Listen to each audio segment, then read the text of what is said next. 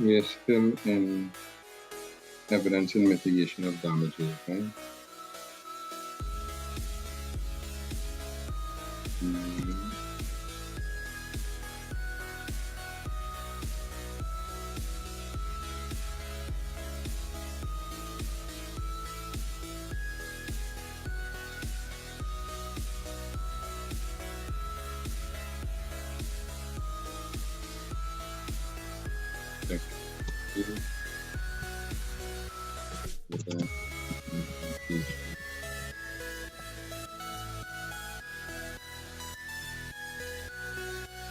Claimant probable.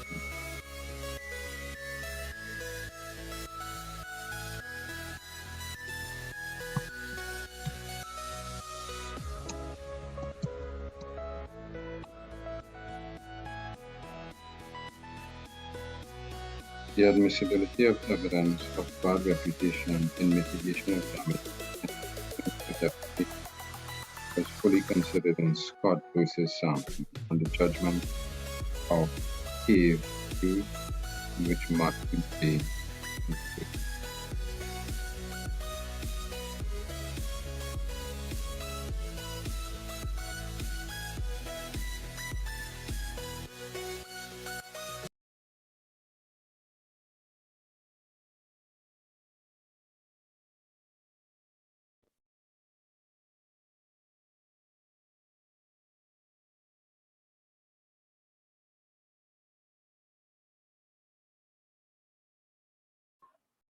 okay. Let's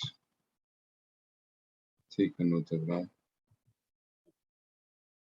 Claimant's bad reputation has been accepted as an accurate statement of the law.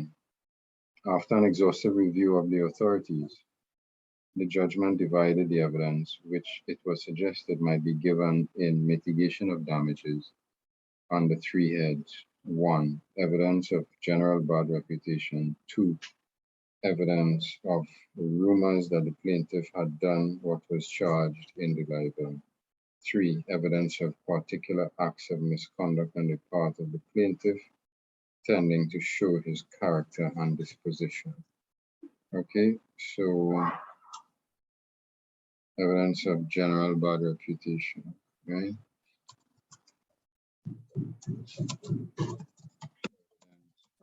General bad reputation. Evidence of rumors that the plaintiff, evidence of rumors that the plaintiff had done what was charged in the libel, had done what was charged in the libel. 3. Evidence of particular acts of misconduct. Evidence of particular acts of misconduct on the part of the plaintiff, on the part of the plaintiff,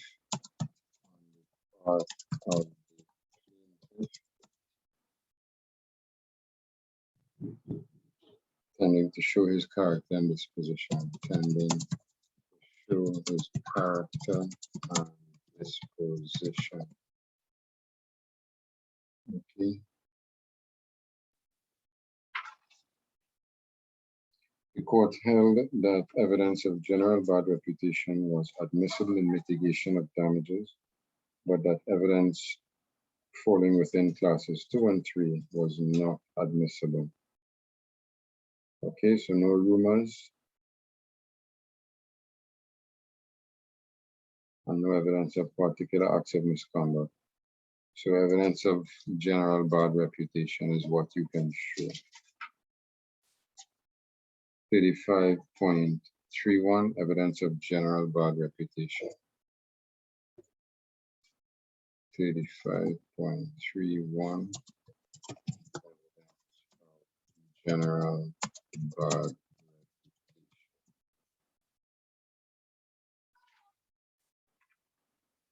Claimant's bad reputation is 35.30. So it's 35.30. Okay.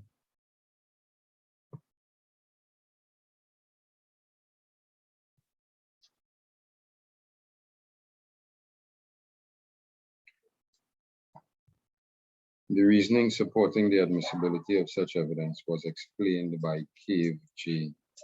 Speaking generally, the law recognizes in every man a right to have the estimation in which he stands in the opinion of others unaffected by false statements to his discredit.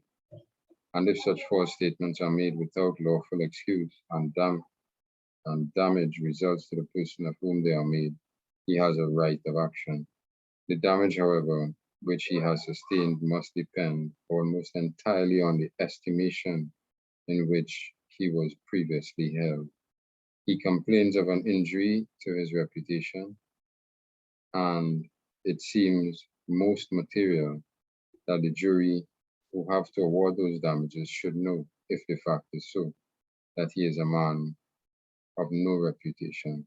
To deny this would, as is observed in Starkey evidence, be to decide that the man of the worst character is entitled to the same measure of damages with one of unsullied and unblemished reputation. A reputed thief would be placed on the same footing with the most honorable merchant, a virtuous woman with the most abandoned prostitute. To enable the jury to estimate the probable quantum of injury sustained, a knowledge of the party's previous character is not only material, but seems to be absolutely essential. Okay, let's take that down.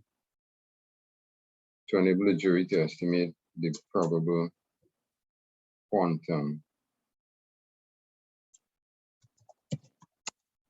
Enable the jury to estimate the probable quantum of injury sustained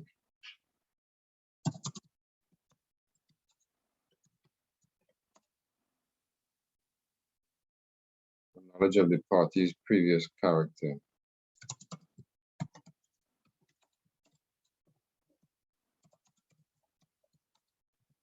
Previous character.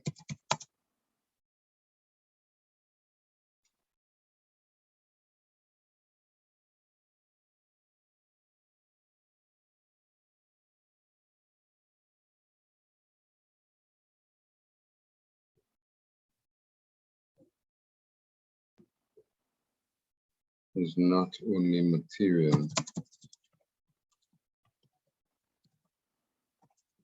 but seems to be absolutely essential. That seems to be absolutely essential. It is said that the admission of such evidence will be a hardship upon the plaintiff who may not be prepared to rebut it.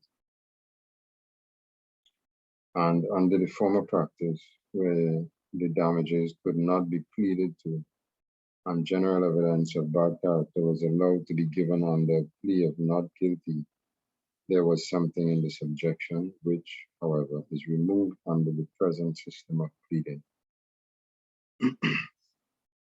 which requires that all material facts shall be pleaded, and a plaintiff who has noticed that general evidence of bad character will be adduced against him can have no difficulty whatever if he was a man of good character in coming prepared with friends who have known him to prove that his reputation has been good. On principle, therefore, it would seem that general evidence of reputation should be admitted, and on turning to the authorities, it will be found that it was admitted in a great majority of those cases, and that its admission has been approved by a great majority of the judges who have expressed an opinion on the subject. Okay, 35.32, admissible evidence.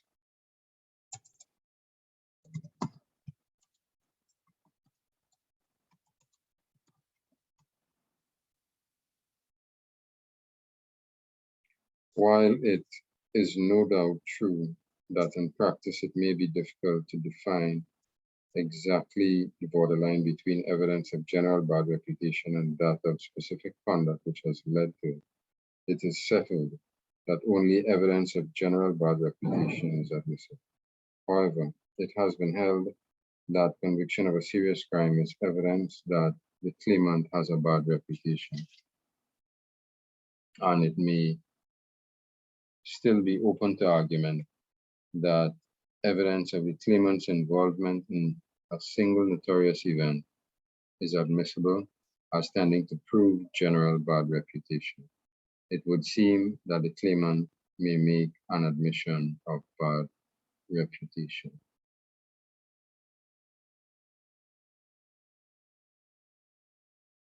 Okay, 35.33, reputation and relevant sector.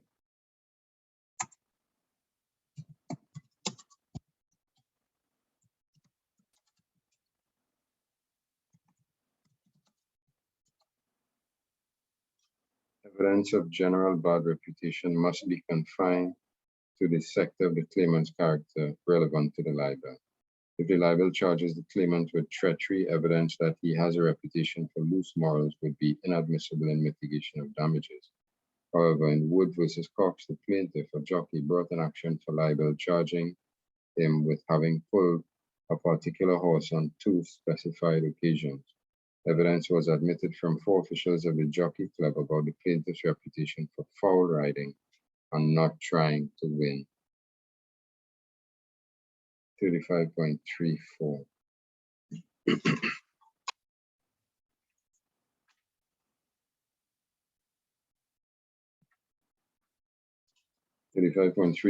Evidence of subsequent bad character.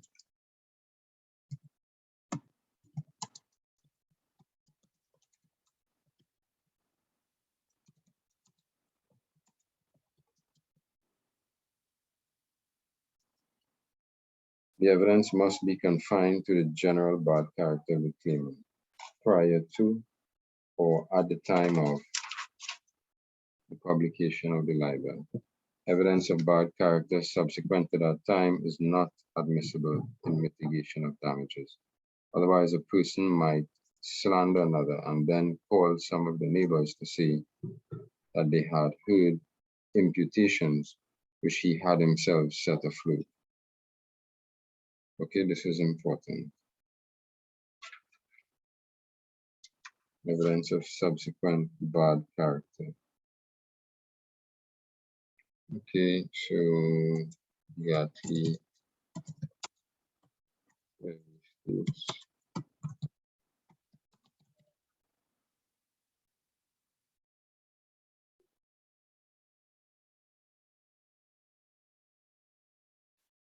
clearly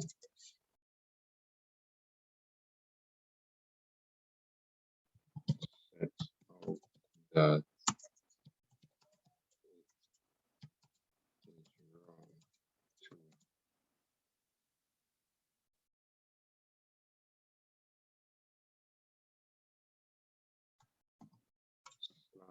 another and then call some of the neighbors and then call some see that they had heard imputations, that they had heard imputations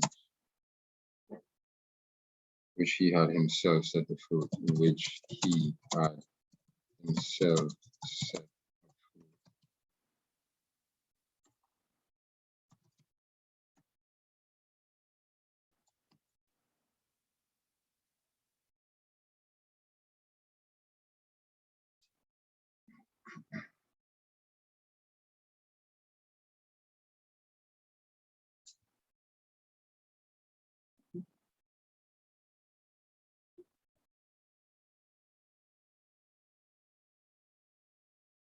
That it is wrong and inadmissible evidence.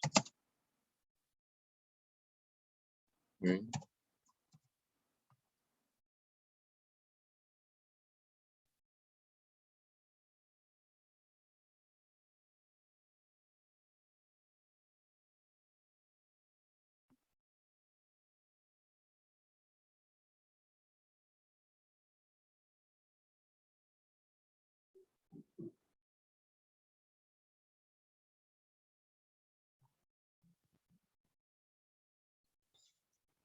Okay, we'll stop there for today.